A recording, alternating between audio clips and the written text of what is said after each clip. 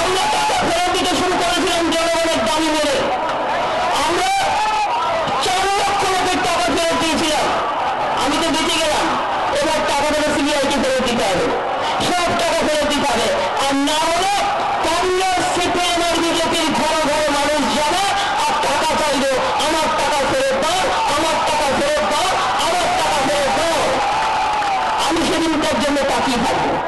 আমরা একেবারে খুশি, তার কারণ ভয় তো পারি না যে বলেন কেন চান, কেন চাইবো আমার রাজ্যে।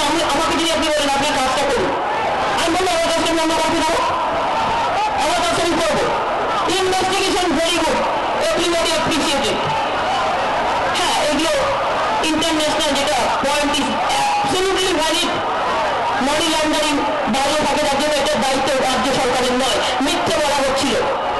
দায়িত্বটা সেভিং এবং রিজার্ভ ব্যাংক যারা দায়িত্ব পালন করেনি, আমি চাই ওদের মুখে চুনকালি করুক, আমরা বেঁচে গেলাম, আমাদের দেখারে আর কোনো দায়িত্ব